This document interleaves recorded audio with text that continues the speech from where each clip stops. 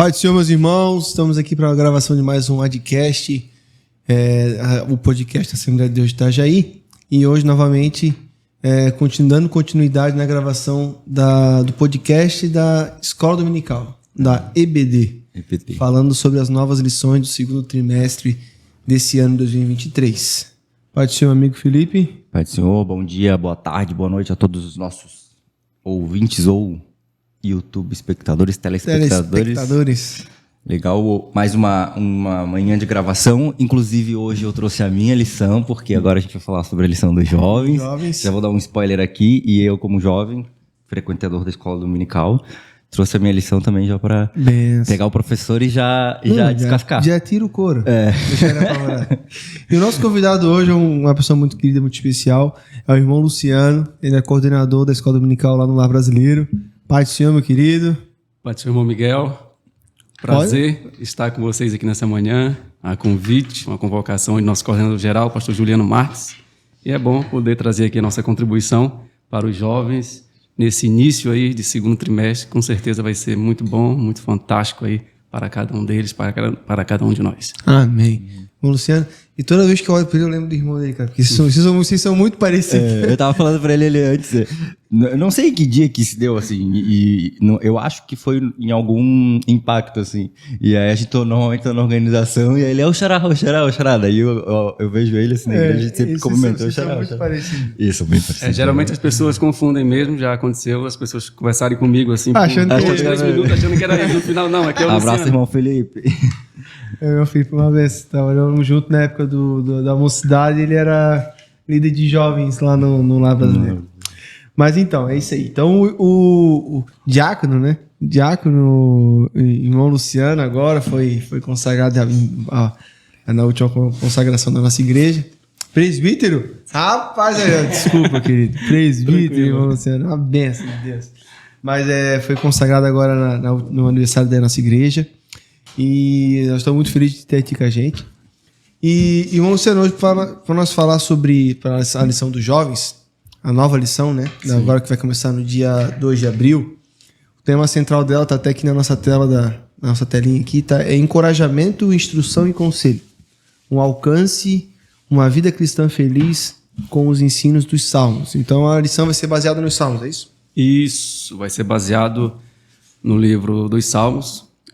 Hoje a gente está na coordenação da EBD, ou EBD lá, como nós chamamos, ali no Lar Brasileiro, mas eu fui professor dos jovens durante um bom período já, e eu falo isso porque eu não me recordo de nós termos estudado o livro dos Salmos. Por mais de 10, 15 anos, eu estou dentro de escola dominical e não me recordo. Mas nos jovens, tu diz? Isso, nos jovens, não me recordo. E eu vejo que é um tema muito, muito propício, muito bom para os nossos jovens, porque o livro dos Salmos é o livro dos Salmos, é um dos livros mais populares da Bíblia Sagrada, mais lidos, mais conhecidos, e também pelo público não evangélico. Só que esse livro ele tem essa característica, né, do louvor, dos hinos, já por definição, e isso mexe muito com esse público jovem, né? Então nós acreditamos que os assuntos que serão abordados nesse trimestre vai falar muito com os jovens, vai despertar muito neles esse interesse que eles já têm, né? Pelo louvor, pela música, mas dentro de uma perspectiva agora bem bíblica mesmo. Inclusive, uma das coisas que será colocado é a diferença que existe entre a música que o povo de Deus lá no Antigo Testamento cantava, tocava, apresentava ao Senhor, e a música que nós cantamos e apresentamos hoje nesse contexto do século XXI. Maravilha, nossa. Eu já percebi que eu vou ter que estudar bastante, porque o nível aqui esse trimestre eu vou dar algumas aulas na turma dos jovens também. Mas eu particularmente gosto muito, eu leio bastante o livro dos Salmos. Os Salmos ele tem uma característica, pelo menos comigo, que uma facilidade de gravar.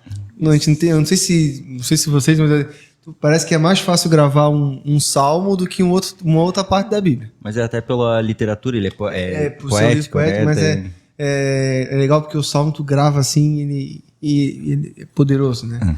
Eu tenho dificuldade, a dificuldade que eu tenho de ler as como é que é, né? De descendências. Não é de hierarquia. Cronologias, né? Ali em Crônicas, pega aquela... Genealogia. A dificuldade que eu tenho de ler aquilo lá é a facilidade que a gente tem de ler o livro dos Salmos. Eu gosto bastante. Mas, irmão Luciano, o irmão comentou um pouquinho, mas a gente só para o pessoal poder te conhecer melhor. O irmão congrega ali na congregação do Lar Brasileiro. Já desde se conhece por gente ou não? Quando que teve uma conversão mais tardia? Como é que é um pouco da tua história? Então, Miguel, a gente congrega ali há apenas 6 anos. 6 anos? Fez 6 anos que eu estou congregando ali. Na verdade, a gente veio de fora, né? Vocês vieram de outro lugar, outra cidade? De outro estado. Outro estado? E de outra região também. Tá que não engana, né? Eu vim do Nordeste, né? Muito embora eu não sou nordestino, assim, de nascimento, mas o sangue da veia aqui é nordestino. É nordestino. Meus pais, avós, enfim, todos nordestinos. Mas eu fui nascido e criado na região norte, né? No Pará. Aí com 15... Veio da terrinha?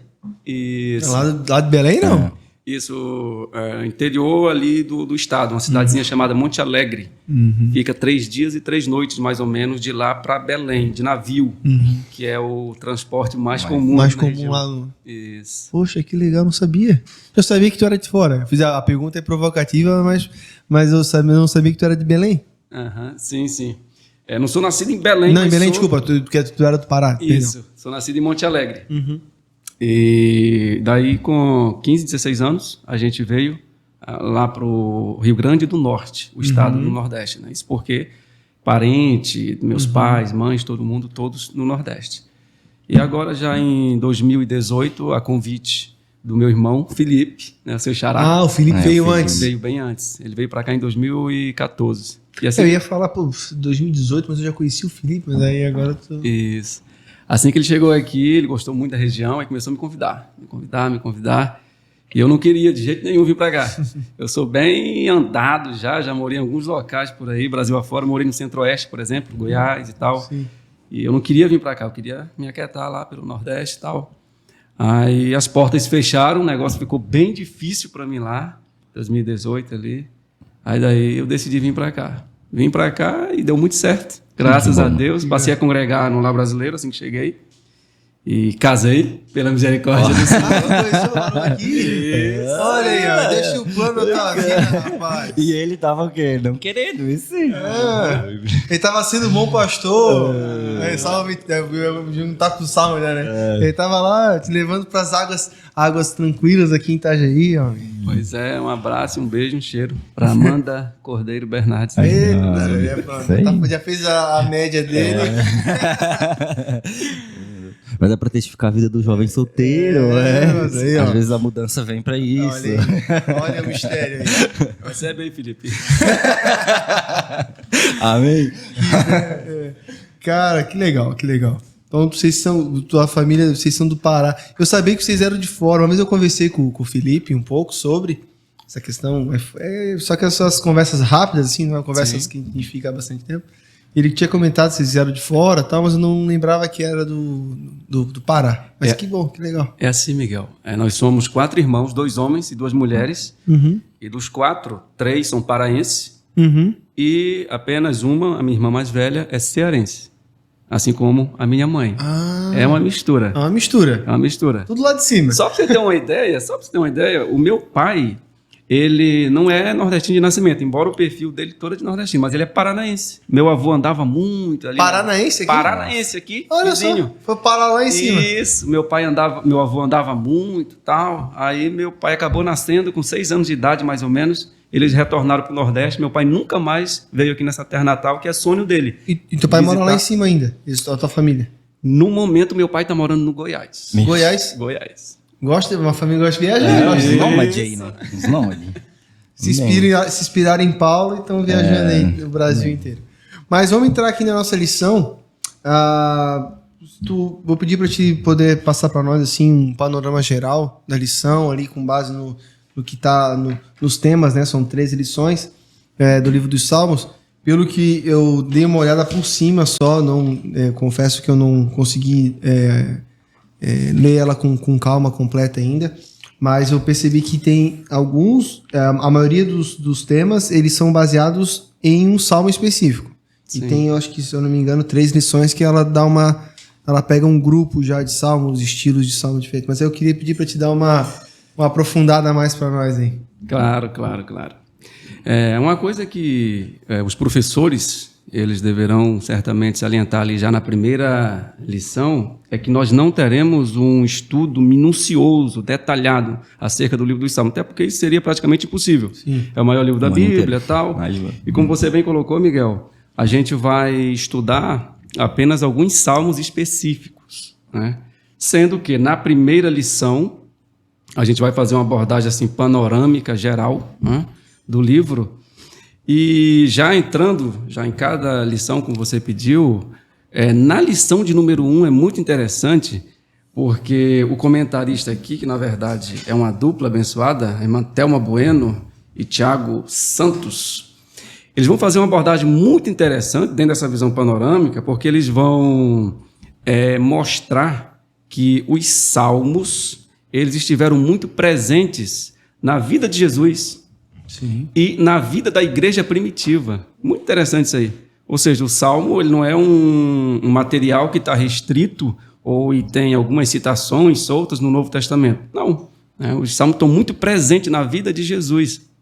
Jesus, por exemplo, a gente vai ver nesse trimestre, ele citou mais o livro dos Salmos do que qualquer outro livro da Bíblia, junto com o livro do profeta Isaías. Né? E uma outra coisa interessante, os Salmos eram tão presentes na vida e no ministério de Jesus, no ministério ele fez várias citações, e na vida dele, um exemplo disso.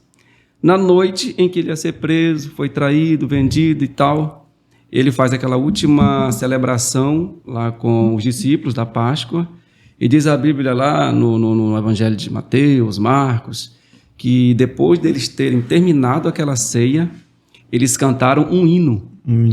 E esse hino ali é um salmo. É um salmo. Interessante isso, é o salmo. E vai variar de estudioso para estudioso, e alguns dizem que ele vai cantar o Salmo 22 ali. Salmo 22, que é um salmo profético que fala sobre o sofrimento do Messias. Então, muito presente. Aí Paulo, quando ele vai escrever suas epístolas, por exemplo, a carta aos Efésios, carta aos Coríntios, ele vai dizer que quando os irmãos se reunissem, salmodiassem. Ou seja, o salmo ou os salmos, eles eram um dos elementos do culto cristão da igreja primitiva. E vou além, um pouco mais depois, até não um tempo atrás, não, há bastante tempo atrás, mas pós-reforma protestante, os primeiros aí, pelo menos, números arredondados assim, os primeiros 200 anos da reforma, 250 anos pós-reforma protestante, só se cantava salmos nas igrejas. Não tinha assim, Deus me deu um hino. Tanto que Lutero escreveu aquele hino Castelo Forte. Sim. Só que aquele hino eles não cantavam nas reuniões de culto. Porque eles entendiam que no culto eles tinham um zelo para que não pudesse ter nada fora da palavra. Era um zelo, hoje a gente enxerga com um pouco de excesso, talvez, ou talvez não, porque tem cada hino que se canta hoje também que... Mas durante muito tempo só se cantou em reuniões oficiais de culto salmos. Sim. Não se cantava outros hinos. Sim. E Jesus, ele encerrando, vamos colocar assim, essa questão dos salmos muito presente na vida, nas pregações dele, o evangelista Lucas e o comentarista aqui, ele coloca no texto principal da lição de número 1, ele diz que quando ele está conversando com Jesus ali e vai ordenar a grande comissão, aí Jesus fala assim, olha, são essas coisas que estavam escritas a respeito de mim nos salmos, nos profetas, ou seja, os salmos, eles testificaram, eles falaram tudo que Jesus ia passar, absolutamente tudo, né? Então, de cara, a gente pode observar o seguinte, é que o livro dos salmos, um livro de louvores, é um livro estritamente cristocêntrico, para começo de história. Então, daí esse princípio já deve ser muito bem observado pelos nossos jovens, né, e afins, de que os nossos louvores eles têm que ter esse elemento indispensável. Cristo tem que estar presente. Porque os salmos da Bíblia falavam a respeito de Cristo. O salmo ele é um... Todos os salmos que estão no livro de Salmo, eles são encharcados de teologia, né? De princípios e valores de cristão, de zelo pela casa do Senhor, de exaltação ao nome de Deus, de Cristo. Então, assim, eu tenho alguns salmos, assim, principalmente os de Davi, que escreveu vários salmos, né? 73. 73. Quando ele escreve, agora eu não lembro agora o número do salmo, ele fala assim, Senhor, o zelo da tua casa, ele me consome. E ele vai falando ali sobre o amor que ele tem às coisas de Deus. Então, assim, é carregado de princípios e valores que o cristão precisa ter nos dias de hoje.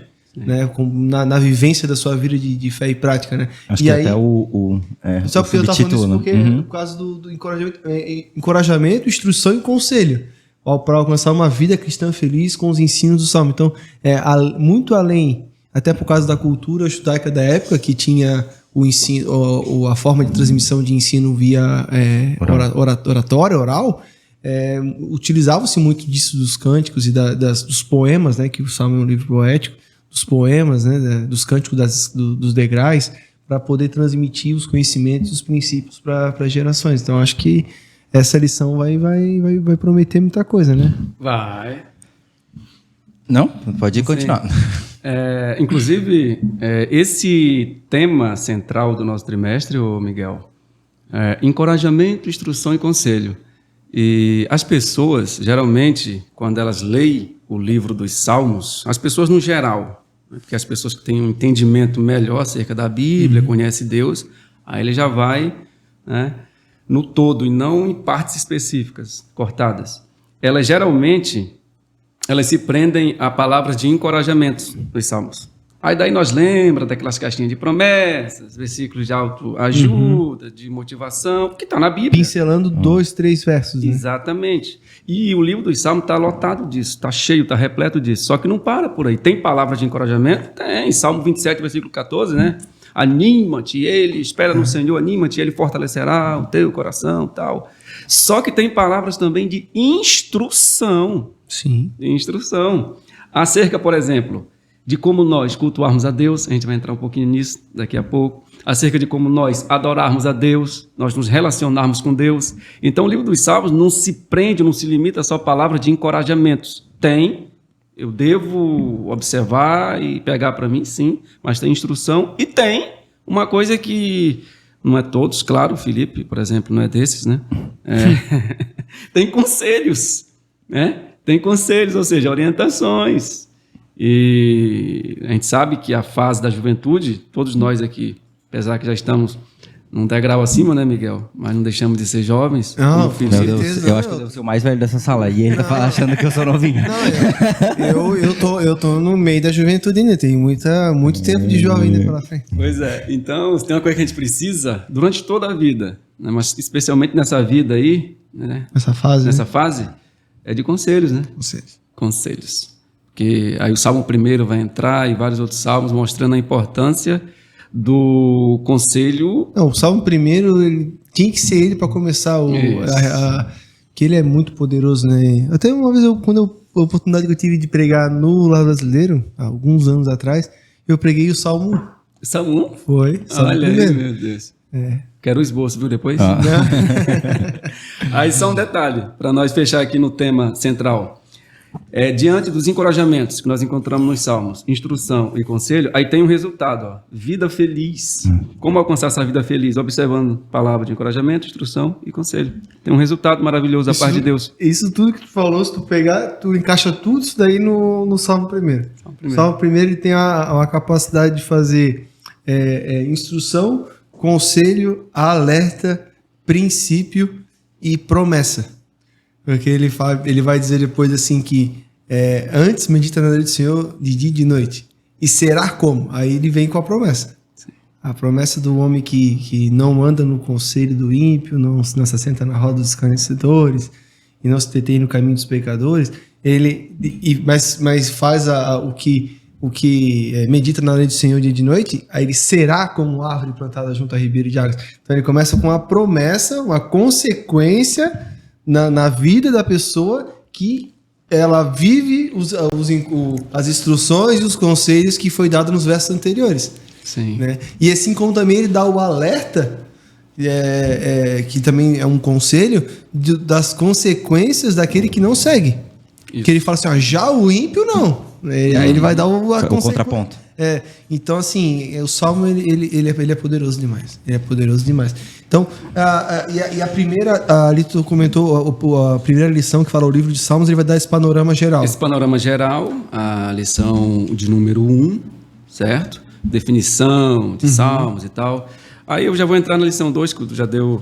que é o Salmo aí, primeiro, né? O caminho do justo e do ímpio. Certo. Né? Uma coisa que eu acho que deverá ser destacado por parte dos nossos professores é 2 estilos de vida aqui, que o salmista ele coloca diante de nós. O estilo de vida do justo e do ímpio. O ímpio, ele se atenta para conselhos errados, para um estilo de vida que Deus não se agrada, etc. O justo, aí começa lá no versículo 2, ele preza pela palavra, pelos princípios, pelos valores. Aí daí nós vemos as consequências na vida desse homem justo. Aí no versículo 4, lá na altura do 4, ele vai dizer as consequências na vida daqueles que não se atentam para a palavra. Aí ele diz lá, não são assim os ímpios, mas são como a moinha que o vento espalha. Pelo que os ímpios não subsistirão no juízo, nem os pecadores na congregação dos justos, porque o Senhor conhece o caminho do justo, mas o caminho dos ímpios perecerá. Certo? É interessante isso. E o Salmo começa com o quê? Com a bem-aventurança. Com a bem-aventurança. Então, mas ele é uma bem-aventurança ao contrário. Não sei se tu percebe. Se tu compara a bem-aventurança do Salmo 1 com a bem-aventurança lá de Mateus 5, do monte, da pregação do monte, lá Jesus vai dizer, bem-aventurado aquele que faz alguma coisa. Os misericordiosos, os limpos de coração, não sei o quê. Aquele que pratica tais coisas. E no Salmo é o contrário. Bem-aventurado aquele que não... Aquele que não faz. Que não anda. Exato. Que não se assenta. Que, então, ele faz uma bem-aventurada, mas fazendo no sentido inverso. Um alerta. Só, esse que não pratica tais coisas é bem-aventurado. E lá no monte, do Sermão do Monte é o contrário. Aquele que pratica, ele é bem-aventurado. Né? Então, é uma coisa que tem que parar para analisar com calma. É interessante demais. E ali interessante que na lição 3, é aquilo que tu comentou, o Messias já veio. A lição 3, sim. A lição 3, ela vai abordar o Salmo 2. O Salmo 2, que é um salmo que está na categoria dos salmos messiânicos e proféticos. E vai falar, interessante, sobre a rebelião dos povos, de reis, de políticos, vamos colocar assim, para com a pessoa bendita de Jesus. Só que uma coisa, de maneira assim bem prática, para trazer para a nossa realidade cristã hoje, que a gente poderá, talvez, os professores, para os nossos jovens, né? É que Jesus, ele foi rejeitado sim por reis, como por exemplo, desde o seu nascimento. Herodes já tentou acabar com Jesus ali. Desde o começo, né? Desde o começo. Só que quando Jesus ele vai crescendo, ele inicia o ministério, ele não vai ser rejeitado mais simplesmente por reis, por ímpios, não. O povo de dentro da casa dele, inclusive família mesmo. Seu irmão. Seus irmãos. Tiago foi se converter depois de que ele morreu. Sim. Não queria saber do irmão antes da... Então Jesus, esse Messias que já veio, ele foi extremamente rejeitado. Isso aqui tem que ficar muito claro. Jesus foi muito rejeitado. Dentro de casa, dentro da sociedade, dentro da religião, ele foi muito rejeitado. Muito rejeitado mesmo. Só que isso não parou a missão de Jesus. Ele deu sequência e logrou muito. Pega essa visão, jovem. Não, em detalhe, né, que o Salmo, que foi esse Salmo 2, que foi escrito muito antes, né, tanto que é um Salmo messiânico, ele estava prevendo a vinda do Messias, né? Sim. Eu sempre gosto de fazer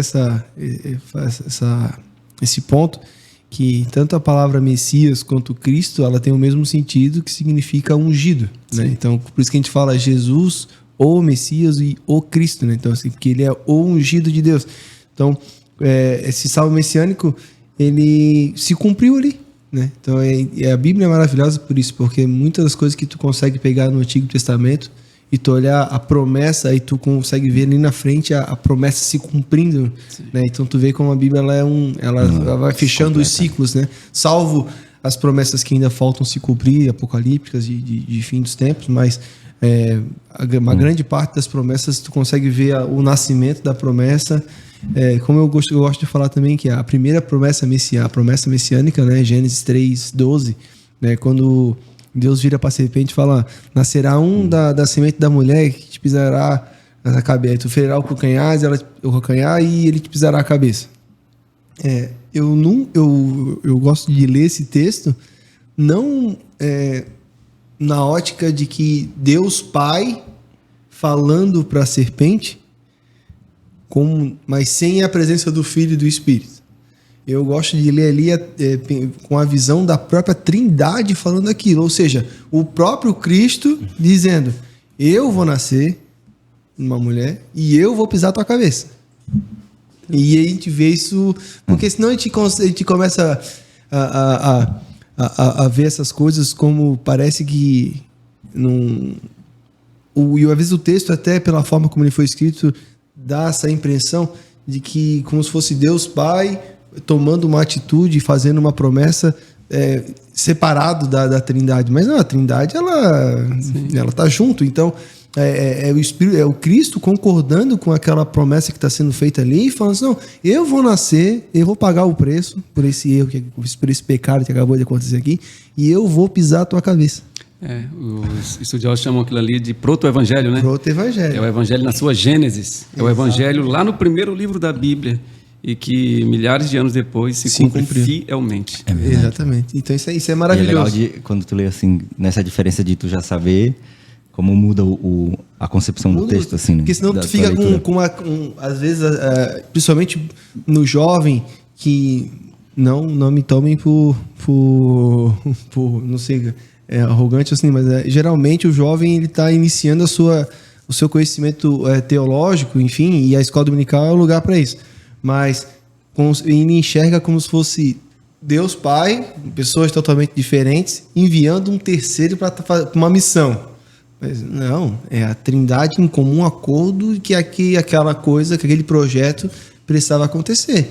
Então, não eu quando falo da Trindade é um pouco complexo, né? Sim. Mas eu gosto sempre de trazer isso à mente, que não é Deus Pai mandando Jesus, não, é a Trindade concordando que aquilo ia acontecer, planejando o plano perfeito desde o começo. Então, eu gosto sempre de ler esse texto na ótica de Jesus olhando no olho da serpente e dizendo assim: eu vou pagar o preço, eu vou nascer, tal, e eu vou pisar a tua cabeça e vou redimir a minha criação. Então tipo isso é maravilhoso. Game over pra ti, serpente.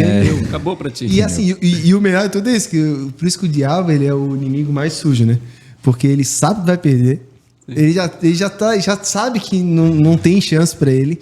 Ele conhece a palavra, então ele já sabe o seu destino, o seu final, mas ele continua tentando arrastar o máximo de gente possível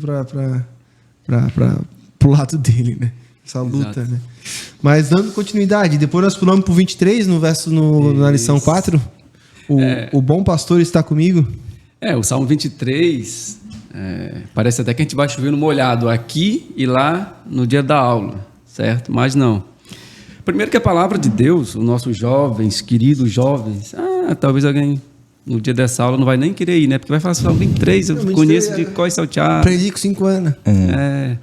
Só que a palavra, alguém diz que a palavra nem se renova, porque a palavra não envelhece. Aquilo que se renova é porque envelhece, desgasta com o tempo. A palavra é nova. E Deus sempre tem algo novo para as nossas vidas, né? Por meio de sua palavra. Amém. E o Salmo 23 é o Salmo do Bom Pastor. O Salmo do Bom Pastor. Ele é muitas vezes mal interpretado. As pessoas associam muito para coisas muito fúteis, passageiras, prosperidade, etc. e tal.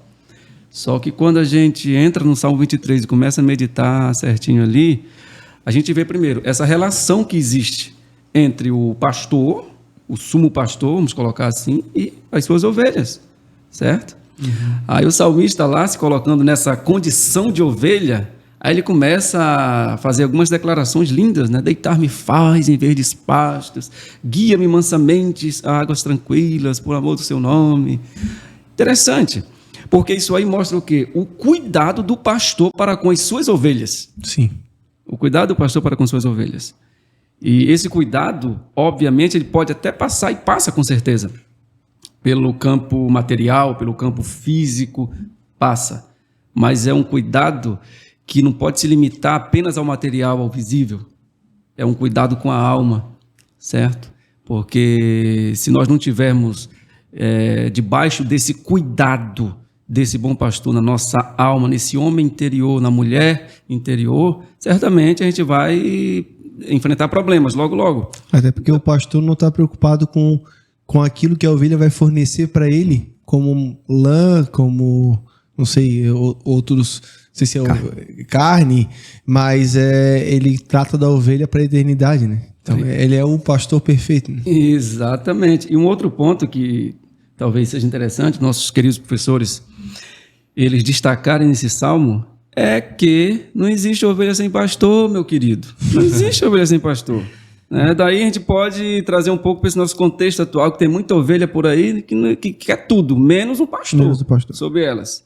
Só que, biblicamente, não existe esse negócio. E o salmista vai dizer, né? A tua vara e o teu cajado me consolam. Aí, rapaz. E detalhe que aí o salmo escrito por Davi, que era pastor de ovelhas. Pastor de ovelhas. E aí a vara e o cajado consolar ali, era a vara e o cajado que ele usava para corrigir o caminho, trazer ela quando ela estava saindo do rebanho, dar aquela... Então, muitas das vezes é o que o pastor precisa fazer conosco, né? Nos colocar de volta no trilho. No trilho, né? Ou seja, não tem refresco. Não. Quando Deus ele quer disciplinar na figura desse pastor, ele vai disciplinar porque ele nos ama. É verdade. Ele nos ama.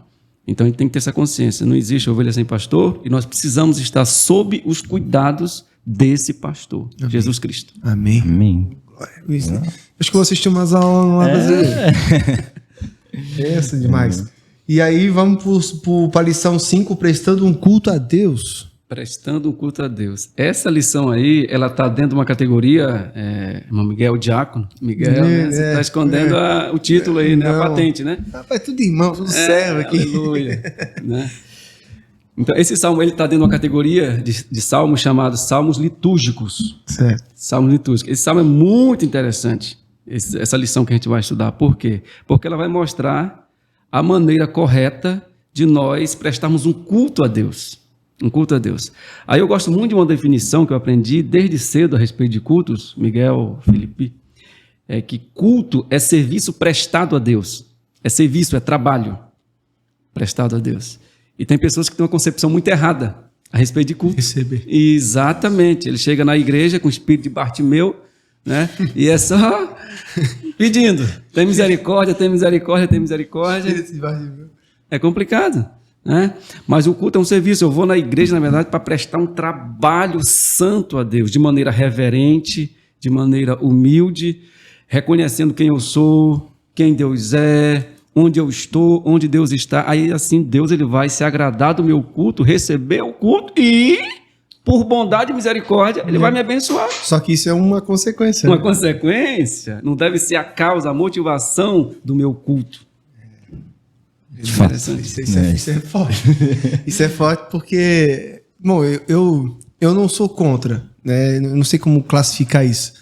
Mas assim, tem alguns hinos, e aí o livro de Salmos ele tá carregado de louvores, né? Encharcado de louvores e de poemas, de cânticos. Mas assim, eu não sou contra aquele hino que ele é um hino, como é que eu vou dizer assim, muito pessoal. Até tem hinos que é muito...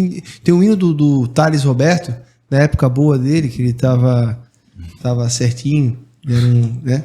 Que ele fala assim, mesmo sem entender, é muito interessante, só que não é um hino congregacional. Esse é um hino para te ter lá no teu devocional na tua casa.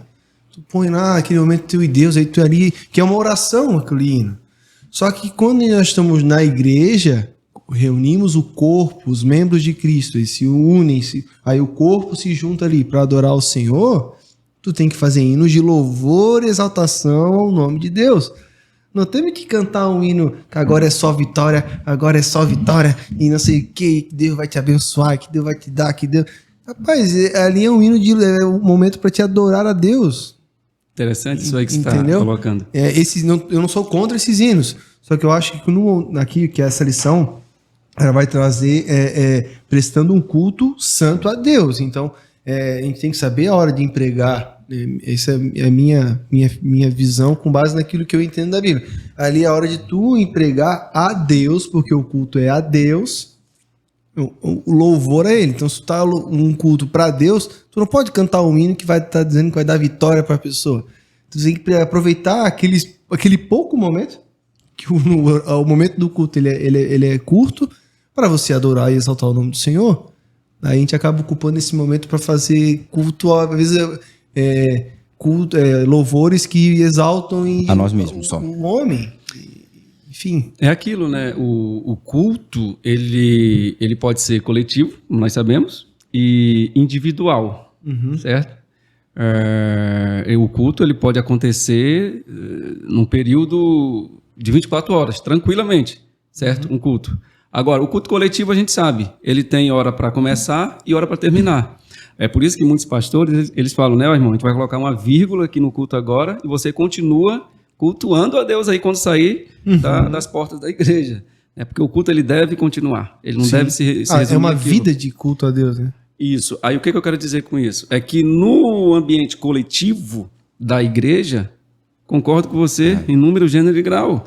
Tem hinos, tem manifestações até mesmo que não cabe.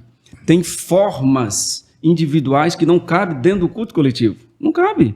Não cabe. Porque aquilo ali é dentro de um ambiente individual, do meu quarto, do meu lugar secreto ali, sim. Só que tem irmãos que, infelizmente, ele não faz essa separação, certo? Aí, às vezes, chega na igreja, aí começa a orar ali e dizer palavras que não convém, e, às vezes, a intimidade dele está sendo exposta num culto coletivo, certo? E, às vezes, tem um ímpio, tem uma pessoa que não tem sabedoria perto dele, e ele pode entrar até em maus lençóis. Exatamente. E eu vou até um pouco mais além, porque, tipo assim, geralmente, no culto coletivo,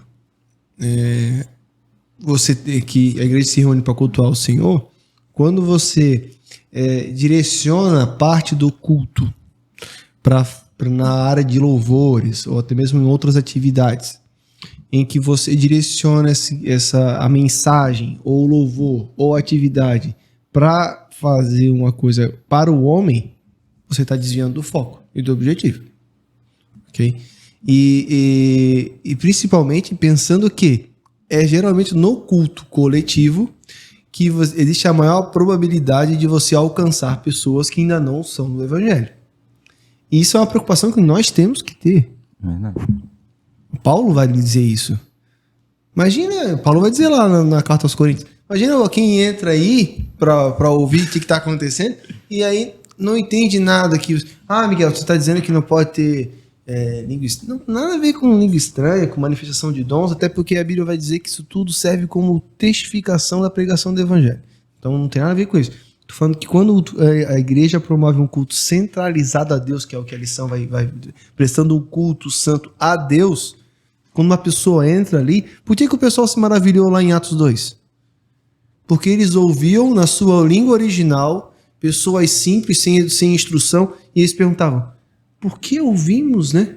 Estamos ouvindo na nossa língua original. E de que ele estava falando? Louvor e exaltação ao nome do Senhor.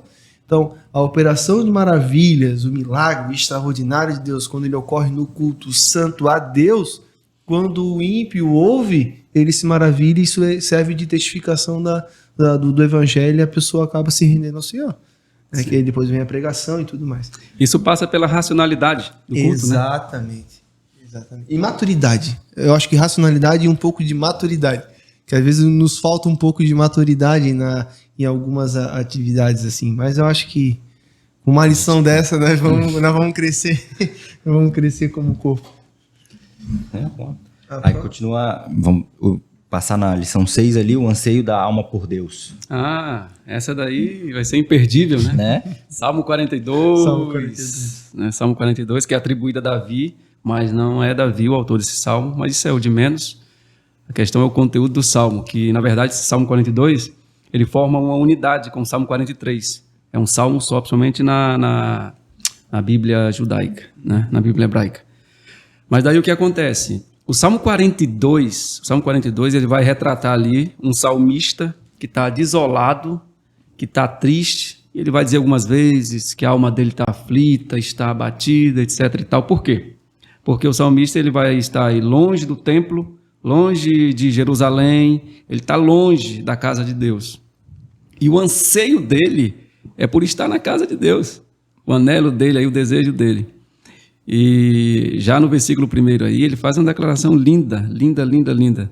Quando ele diz, como a coça, é isso, né? Como a coça, anseia pelas águas. Ou seja, esse salmo aí, uma lição interessante, que eu acho que os professores também podem trazer para os jovens, é como é que está o meu apetite espiritual. Um dos pontos que eu acho que o professor poderá colocar para os nossos jovens. Como é que está o meu apetite espiritual? Porque a gente é um ser muito apetitoso, né? Apetitoso. Tanto para a comida, e a gente que come tanto que a Bíblia põe um pecadinho lá de glutonaria. Então a gente e o crente gosta disso também, né? Apetitoso por natureza. Só que não é só por comida, a gente é apetitoso por tantas e tantas coisas. E o nosso apetite espiritual, como é que está? Vamos medir aqui. Já pensou um termômetro para medir o apetite espiritual? Certo? Isso é muito sério, muito sério. E o salmista, quando ele se vê afastado do templo, do local de adoração, do local sagrado, ele entra em parafuso quase. Só que um detalhe interessante, ele não perde a esperança, ele não perde a fé dele de retornar àquele lugar. E aí já pula para a lição 7, quando ele sabe que ele pode ser perdoado, né? Perdoa-me, Senhor. E essa é uma lição interessante porque no meu contato com jovens, eu já conversei com um jovem que já estava 5 anos na igreja, que falava assim, eu não me sinto perdoado pelo pecado que eu fiz quando eu estava no mundo. Isso é bem... Mas por que não? Não entendesse ainda, tipo, Cristo e tudo mais? Eu não me sinto. E aí é um sentimento ruim. E Davi, ele consegue se sentir perdoado. Ele reconhece a fraqueza dele e ele se sente perdoado. E os jovens têm que ter esse sentimento. Sim. Essa lição aí também vai ser muito maravilhosa, porque alguém chama ela de o salmo do pecador arrependido, né? E esse pecador ninguém menos é do que o próprio Davi, o rei dos salmos, né? Quem escreveu rasgando o seu coração, né? Isso. E interessante como ele entra na presença de Deus aí, pedindo misericórdia. Pedindo misericórdia. Daí a gente vai poder fazer aí um paralelo, uma associação com a parábola lá do fariseu e do publicano que Jesus conta. Foram no templo, os dois foram para o culto, adorar, bendizer e tal. Aí o fariseuzão, Senhor, graças eu te dou porque eu não sou como os demais homens. Aí ele dá uma listinha lá. Falando alto ainda. Falando alto. Aí ele dá uma listinha, roubadores, injustos, adúlteros. Aí ele olha para o lado dele assim, e nem como esse publicano aqui. Eu jejuo, eu dou os dízimos e tal, e tal, e tal. O homem era piedoso. Aí o fariseu não ousava nem levantar a cabeça para cima. O publicano, desculpa. Né? Bate no peito, Senhor, tem misericórdia de mim. Aí Jesus disse, digo-vos que esse desceu justificado para a sua casa. Certo? Então Davi, ele é perdoado, ele é justificado, ele alcança a misericórdia do Senhor por causa dessa atitude que ele teve ao entrar na presença de Deus. É interessante que o Salmo começa ele pedindo o quê? Misericórdia. Ele merecia o quê? Juízo, castigo, ser destruído, perder tudo, o trono, tudo. Ele disse, Senhor, mas tem misericórdia. E Deus bondosamente atendeu o pedido de Davi. Maravilha. Precisamos dar uma corrida, Luciano. Vamos lá. E aí depois ele fala aqui as lições, né, seguintes. Alcançando um coração sábio, a 8. A 9 vai dizer, habitando no esconderijo do Altíssimo. A 10 é, bendiga a Deus, o Criador. A 11, livramento e ação de graças. 12, quanto ama a tua palavra. Isso aqui é uma lição maravilhosa. Vou pedir para o Miguel ficar nessa escala aqui, então. Eu amo, cara, quando fala assim que é uma coisa que comigo, assim, eu acho que eu digo começando por mim. Isso que é uma coisa que me incomoda, mas começando por mim. A gente pratica pouco o amor que nós dizemos ter pela palavra de Deus. A gente professa assim, a palavra de Deus é perfeita, é inerrante, é infalível, é uma espada de 2 gumes. Citamos ali Hebreus com uma facilidade, só que a gente não pratica. Isso. Porque eu acho que a gente... E eu digo, sabe que eu não leio a palavra? Porque se a gente lesse a palavra como a gente diz ler, ou diz ser tão importante ler, como a gente fala, é totalmente necessário. Todo mundo diz isso. Sim. Que é necessário ler e estudar. a gente teria um reflexo maior na nossa igreja. Sim. Na nossa comunidade, na nossa cidade, que a palavra ela promove crescimento espiritual e transformação de caráter. E a lição vai terminar com a beleza da unidade espiritual. Beleza da unidade. Salmo 133. Salmo 133. E eu queria pedir para te dar um briefing dessa unidade, dessa última lição, para a gente encerrar. E que tu, não sei se tu já chegou nela, né? Eu não olhei, não passei os olhos sobre ela ainda, mas... Eu dei uma olhadinha. A lição 13, fechando o trimestre, ela é muito interessante, principalmente o contexto desse salmo. Porque esse salmo ele faz parte daquela categoria, daquele pacote de salmos lá chamado Cânticos das Peregrinações, que os judeus eles entoavam quando eles estavam indo para o templo. Aí eu quero chamar a atenção para um detalhe, Miguel, é que na abertura desse salmo aí, o salmista começa com uma exclamação. Se tu observar aí. Ou seja, eles estão subindo para o templo, a igreja está indo para o culto, vamos colocar assim, contextualizando, certo? O salmista, ele está vendo aquela marcha, aquela comitiva marchando para o templo, e aquilo deixa ele maravilhado. Ele diz, quão bom e quão suave é que os irmãos vivam em união. A beleza da unidade espiritual. Olha só. Aí Jesus, quando ele fala a respeito de unidade, lá em João capítulo 17, versículo 21, ele faz aquela oração linda, maravilhosa.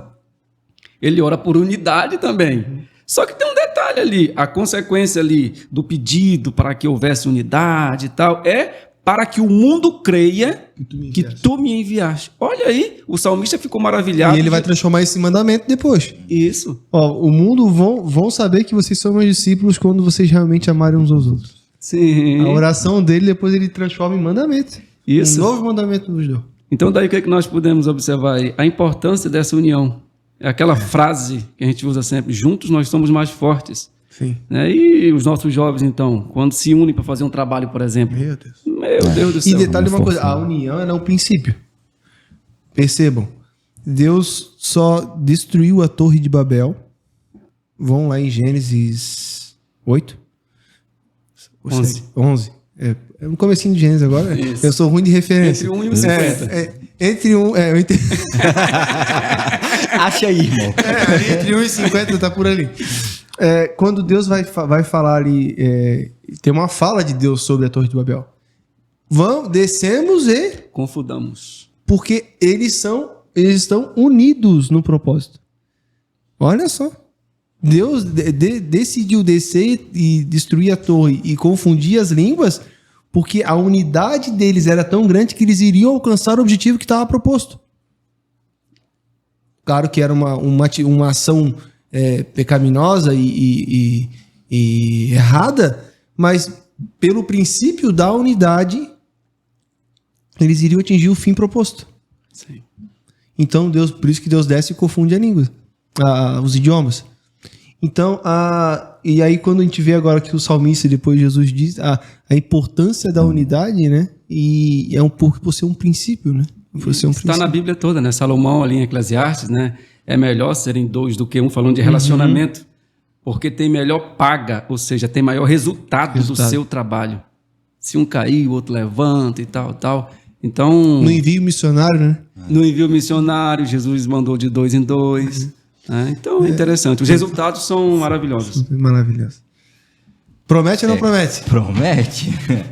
Teve que pegar a escala do Lar Brasileiro com o Adriel depois. Isso. E pra nós dar uma visitadinha na hora que o Felipe for dar uma... Rapaz, Felipe, não, Luciano. Não, vamos lá. Então eu vou ajudar vocês aqui, ó. Eu vou passar a lista aqui. Já pode entrar aqui já na... Vai, fica à vontade. Vai. Finalmente, eu vou passar a lista aqui dos nossos professores lá do Lar Brasileiro. Nós temos 4 professores lá, tops, abençoados. Nos jovens, desculpa. Um é o seu xará, meu irmão, é professor dos jovens. Nós temos a Rafaela, que é a líder dos jovens. Nós temos o irmão Reginaldo, professor top. E temos o Henrique Tavares, professor dos jovens também. Eu não conheço os dois do meio, a Rafaela e o Reginaldo. E de cabeça eu não lembro. Eles são os atuais líderes? A Rafaela é a atual líder. O Reginaldo é da família. da família Reginaldo. Por nome eu não estou associando, talvez você saiba que é. Mas o Henrique é uma benção, teu irmão é uma benção, já tive a oportunidade de ouvir ele ministrar. Tem que conhecer a Rafa, então. A Rafa, líder dos jovens lá, é uma professora sensacional que nós temos. Vou dar um pulo lá. Muito, muito interessante. Eu tenho que ver quando eu não vou dar aula e vou dar um pulo. Eu vou Esse trimestre tá puxado. Vou dar uma olhadinha na tua agenda, se você tem que ir lá dar espiar a terra também, né? Aproveitando o rapaz. Quem sabe eu te levo lá, né, nesse trimestre também, para você deixar sua contribuição de peso lá. Não, eu vou lá para ouvir. Bom, Luciano, obrigado. Amém. Eu quero louvar Deus pela tua vida, pelo trabalho que tu já tem feito lá no Brasileiro, e pelo que tu já estás fazendo, que tu ainda vai fazer, por estar se dedicando a esse trabalho tão maravilhoso que é a escola dominical. Eu cresci indo na escola dominical e eu amo ir à escola dominical. E graças a Deus é uma coisa que eu consegui passar para os meus... Estou passando para os meus filhos, mas o meu filho mais novo, que tem 8 anos, no dia que estava um dia meio chuvoso, ele não acordou, aí eu falei assim, hoje eu vou deixar ele em casa. Não vou sair de fininho. Rapaz, quando eu cheguei em casa, ele estava chorando. E ele falou assim para mim, por que tu fizesse isso comigo, pai? Aí, o que eu fiz, meu filho? Tu não podia, tu tinha que ter me acordado para eu ir para a escola dominical. A escola dominical, ele falou para mim, isso foi uma faca naquele dia. A escola dominical é muito importante para mim. Aí, aquele dia eu chorei, aí abracei ele, pedi perdão para ele, mas eu fiquei feliz porque já tá no coração dele e eu acho que a escola dominical ela é uma ferramenta poderosa de Deus aí para nossa família, para nossa igreja. Dá o endereço da Igreja do Lar Brasileiro para os nossos irmãos aí que estão nos ouvindo aí, ficarem à vontade para serem abençoados lá no Lar Brasileiro com a tua equipe lá. Amém. A nossa igreja, ela está ali no bairro Cordeiros, né? Na rua Heredes Serpa 750. E as nossas escolas dominical, elas começam todos os domingos com oração, 8h30 da manhã, 9 horas. A gente inicia o primeiro louvor e logo as classes vão para os seus locais. E nós temos tido manhãs ali abençoadas. Então você que é da região aí, não falta, coloca na agenda. E tem todas as turmas, né?